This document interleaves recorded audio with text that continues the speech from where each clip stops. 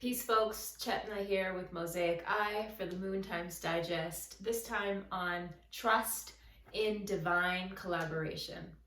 The reason why this topic felt so important to get into this season is trust is so important, not only in ourselves per the last Moon Times publication, but also in something beyond ourselves, something that is greater, that is more in alignment with the highest good, and something that goes beyond even our human or egoic will.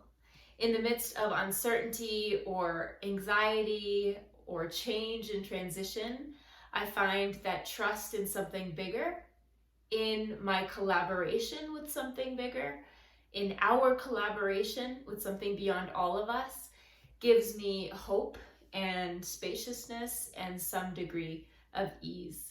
So I'm excited to get into trust in divine collaborations.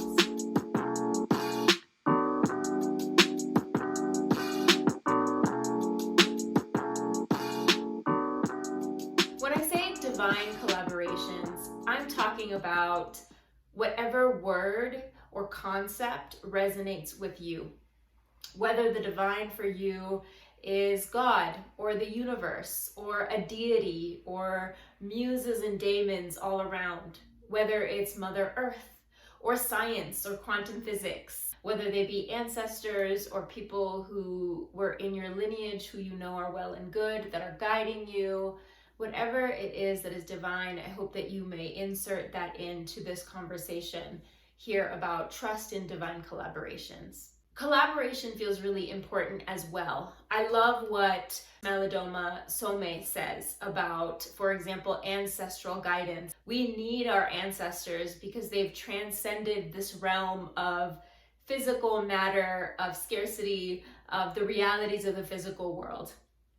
They are tapped into a higher, more divine, more aware presence, and sometimes transcendent of what we're capable of accessing ourselves.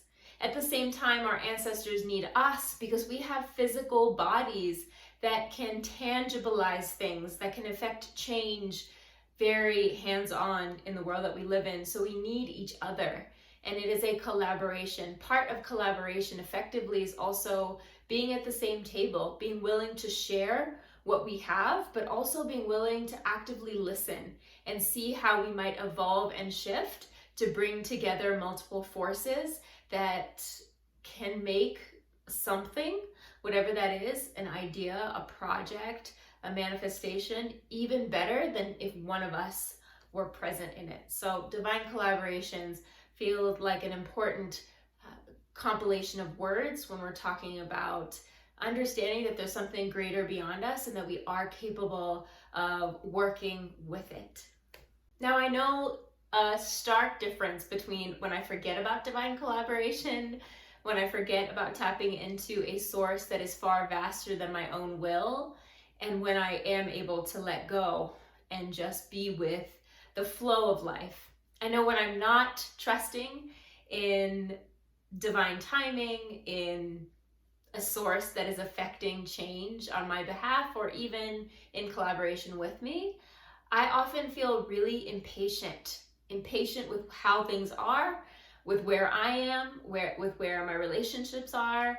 I feel very frustrated. I feel very in desire to control, to grasp, to lead in a way with force, with agitation. These feelings feel very familiar at times when I'm unappreciative of how things are, or when I'm not able to see the brilliance in how things are as they are, and I want to effect change immediately and fix a lot of times. And this could relate to myself personally, my dynamics interpersonally, and even systemically and socially. It's really hard to be in the world nowadays and not see all that's wrong with it. And part of the work of divine collaboration is to recognize that things are as they're supposed to be. And we can still show up, we can still affect change, we can still protest, we can still resist and persist. But at the same time, things are as they are for a reason that we may not rationally understand, that the world exists beyond what we can conceptualize or understand. That if we don't understand it, we reject it, we avoid it, we fight it, we freeze under it. And part of being in the world in alignment with divine collaboration is understanding that we don't have to understand. Understanding that we don't have to understand why things are the way that they are, but that we could still show up in faith and trust nevertheless. When I do decide to go with the flow or let go and let life unfold as it is already flowing like a river, I feel more at ease. I feel, in a way, smaller, not in a way that is demeaning to my potential or my capability, but I feel more like a drop in the ocean, that I'm still a part of the ocean and that I am a drop, both and. I feel faithful, I feel cared for, I feel held, and most importantly, I feel less alone. Again, with our egos inherent to all of our psyches, it's so easy to feel alone. It's so easy for me to feel like I have to do this thing by myself, or I have to be the one to affect this change, or I have to be the one to assert myself to get something that I really want. Absolutely, I am the one to show up with my gifts, with my devotion, with my discipline. And it's not this action. It's not like grasping and holding on to control something, but it's kind of an offering and seeing what else is there to contribute to that effect, to that goal or that wish or that hope. And oftentimes in any collaboration, right, we can bring our gifts to the table. And when someone or something or some other entity brings their gifts to the table, we create something even more beautiful than if one of us created it. And in that way, I found that my mind and my human will is so limited. Often it's based on what I've seen or what I've experienced, but the way divine collaboration works from my experience is that it gives me something far beyond what I could even conceptualize in my head. And while that's really hard to sit with because that lack of conceptualization in my head is uncertain and unknown, and it's so easy to be averse to the unknown, sitting back and trusting that the forces beyond me are working for the highest good of all of us, and that is enough, and that I'm cared for, and that I'm not alone, helps me show up even in the thick of chaos and conflict and transition and uncertainty in a way that is less fearful and more grounded.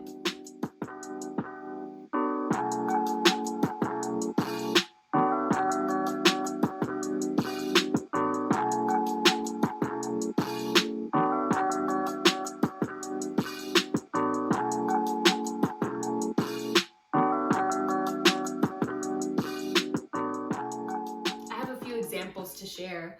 One is in the creative process. This is a small example, but it allows long-term projects to come to fruition because it requires a sense of devotion and trust in the process. So for example, for me, it looks like giving my effort, my presence to a project, to say, for example, a design of a set mural for a play, which I learned this lesson in and was reminded of this lesson in recently.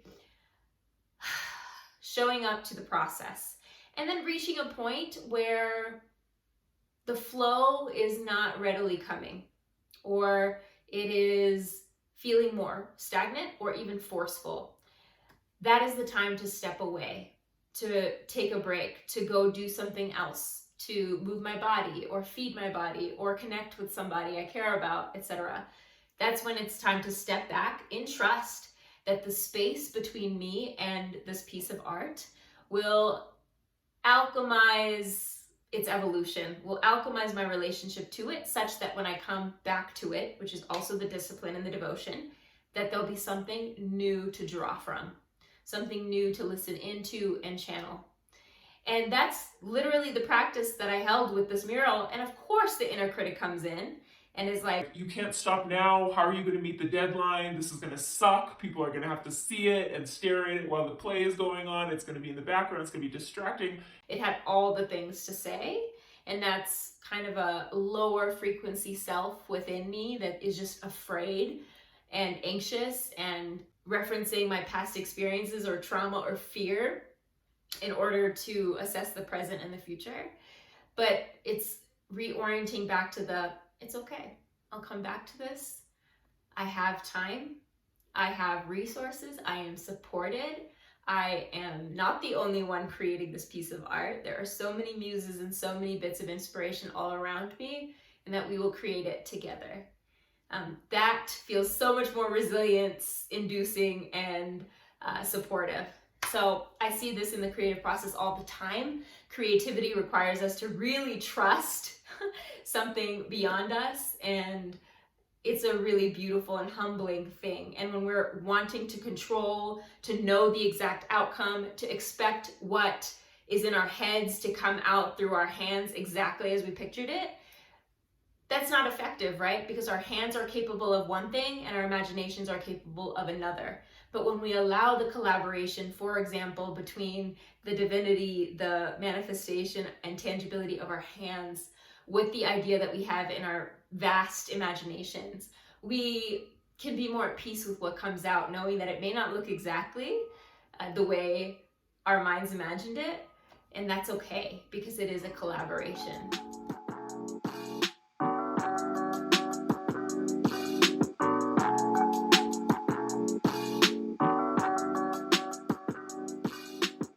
Another example recently was that I spoke on a panel about art and mental health yesterday with the Colorado Commission for Business and the Arts.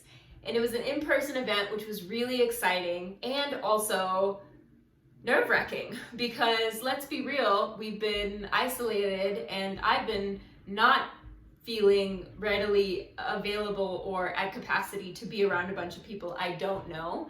And I don't think that that's a bad thing. I think if anything, the pandemic for me has helped me refine who I spend time with, and I appreciate that.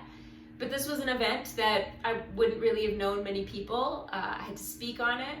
I hadn't spoke in person publicly, except via Zoom, which is a different experience in the comfort of my own home. So as I was driving there, I was noticing the anxiety. I was noticing the fears. I was noticing the sense of control wanting to take over. How are you going to seem this way? How are you going to say this? How are you going to come off in a certain way and eloquent and smart and all the shit that was not helping me be at ease and in trust with what beauty can come of showing up in presence and openness.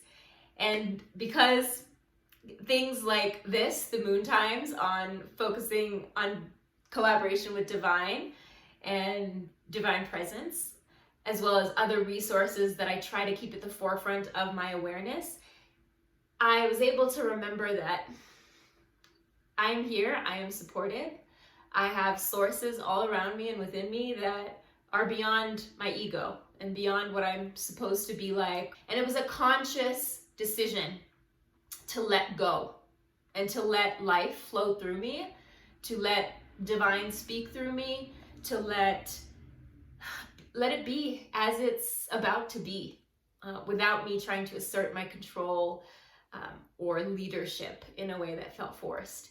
And I had the best time through that collaboration with an energy beyond my own will and ego. I was able to connect with other people and find joy and see their light and to share mine.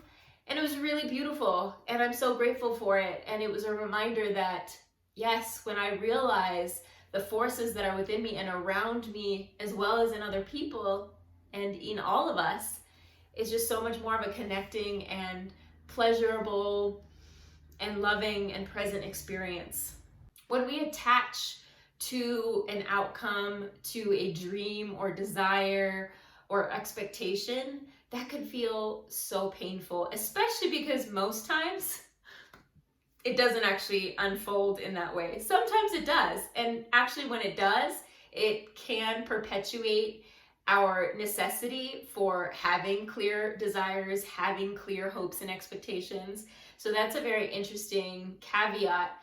But when it doesn't go according to plan, that's when I find for myself the impatience, the frustration, the agitation coming up, the lack of appreciation for how things are because I'm so focused on how they should be, for example. And I realized that detaching and letting go to those desires, having them, sure, recognizing that they're desires, absolutely, but being able to let them go and not grasp onto them, especially onto them specifically, is a way to let that collaboration happen. So in Buddhism, the second noble truth is that suffering is caused by desire and attachment to things, material things, to our own hopes and dreams, often rooted in our ego. In yoga, there's a concept and practice called Ishvara Pranidhana, surrender to divine will, to God's will, to supreme will. Even just reading about it, I felt that in my body. I felt that release, that relief that comes with release. When we're talking about our own will, it is limited. We have a limited sense of goodness and higher awareness in our own will. Our will is often motivated by our ego, by materialism, by the systems that we live in of white supremacy, patriarchy, capitalism, etc. And it's restricted in a way. It's not as vast and expansive as the will of something greater than us, that is for us, that is in support of us.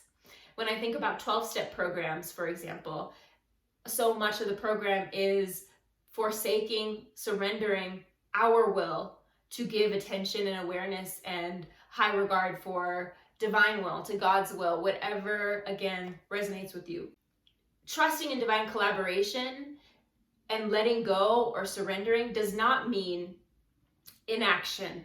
Although inherent to the definition of surrender, giving up is part of it, but I don't think that surrendering means to give up our own agency. We have our agency, we have our gifts, we have our passions for a reason. I believe that trust in divine collaboration, surrendering and letting go means showing up still, showing up day after day with our devotion, with our agency, but letting go of the desire to control, letting go of our urgency for something to move at our pace, especially when that something involves so many other layers and people and creatures and factors that are absolutely out of our control. It does not mean forsaking what we are capable of doing and why we might be here and why we might have a beating heart taking us through the day. It's an energetic shift. It is a showing up without force or without grasping onto one thing or another and being with whatever is present. That's, I believe, how we could still do the work during the day and lay our heads down to get the rest we need so that we can wake up the next morning and continue to show up with diligence and persistence and resilience and compassion. This is something to integrate into the work that we're already doing with more intentionality and with more release and relief. I really love something that Tiffany Haddix said recently. She said, "I rarely get what I want. God gives me what I need." And she was talking about how for so long she dreamed of being on SNL. She was never on SNL, but eventually, years into her career, she was able to host SNL. She wouldn't have thought that. That was probably beyond her dreams. Her God said, "Nah, that's not for you, but you can come back and you can host it." I just love that example. And this goes far beyond, I believe, material things, accomplishments, things that make you look good and shiny and exciting. I think this also relates to just how we show up, the satisfaction, joy, and gratitude we feel in our own lives, no matter what's going on. We could be in the middle of crisis. I certainly know what that's like to be applying these practices in the midst of crisis because, that's when it is most potent, actually. When we are in crisis, there's such a desire to want to move out of it very quickly. And yes, sometimes that's possible, but sometimes if the transition is happening over a longer period of time, we have to be able to sit down, take a few deep breaths, trust that we are supported, and see what action emerges from that, what action we can continue to take alongside that trust that something higher and bigger than us is beside us and in us, helping us through it.